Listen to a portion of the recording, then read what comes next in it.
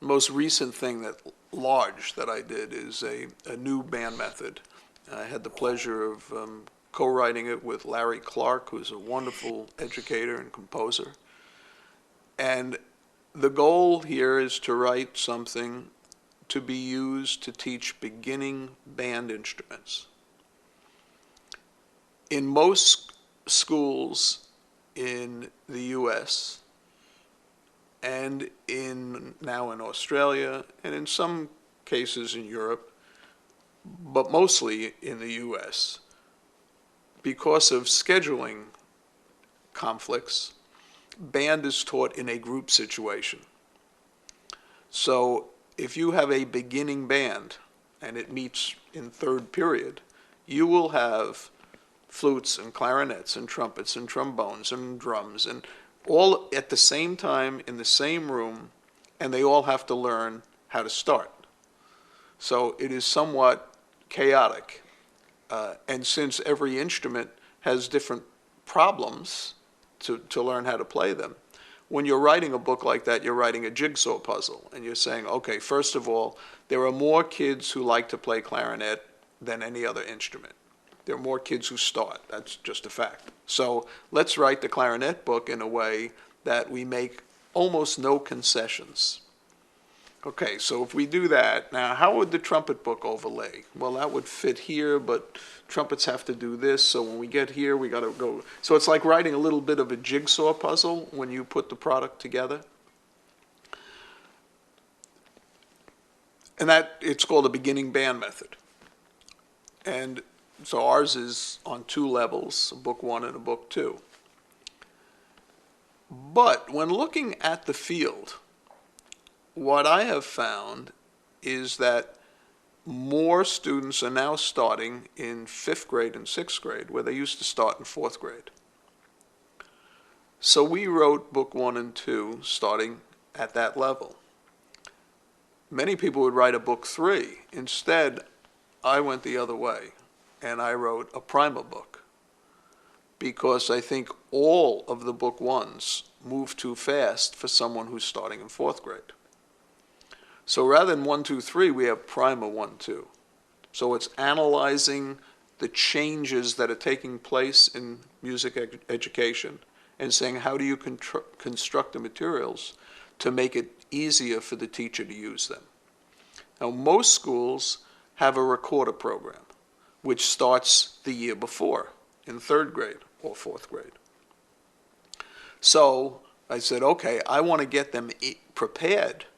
How do I do that? I want to write a new recorder method that will prepare them to go into the primer book or book 1 of the band method. So in the recorder book, there are little sections that introduce the instruments of the band. So while you're learning the recorder, all of a sudden there's a picture of a clarinet, a little description, and on the CD, which comes with every line of music that motivates the kid to practice, there's a demonstration of the clarinet. So you hear it, you see it, you read about it, and by the time you get through the book, you've learned about every one of the wind instruments. Now the next year, when you're ready to go into band, you already know a little bit about them. So there is the recruitment part of band starts in the recorder book. With all of these books, I always include pieces that they can play within the book, so you feel like you're putting on a concert. But we also publish individual pieces, so the student gets an actual piece of music. So to tie the educational process together, one of the pieces of music is a piece for the beginning band that also features solo recorder. So now, if you're thinking of this as a curriculum, you start with the recorder book, you move into the band book, but on your first band concert, you bring the kids from the recorder class in to play, so they go, wow, I want to be in the band. This was fun. And the parents already see them up on stage playing. So the recorder becomes an introductory instrument to band as well as a standalone recorder book. So staying with this same curriculum, I believe that kids tend to drop out the most when they move schools from junior high to high school, etc. So we also have a piece that is written that 3 different level bands, a beginning band, an intermediate band, and a more advanced band, can all play together.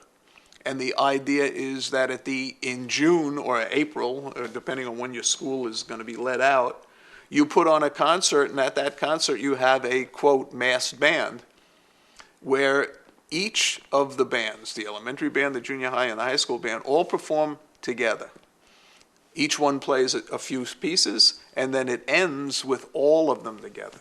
Now the elementary school kid said, wow, next year I could be in that band. The junior high kid says, wow, next year I could be in that band. So part of the educational process is also recruiting and retaining. And that's built into the curriculum. So to me, those are the kinds of things that are important. And now you analyze today's kid and you say, well, what motivates them? Well, one thing is having fun playing.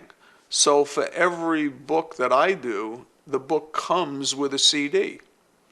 And the CD has accompaniments for every line of music, but those are in contemporary styles. So even though they're playing a folk song, it may sound a lot hipper because the accompaniment may be in a reggae style or in a rock style.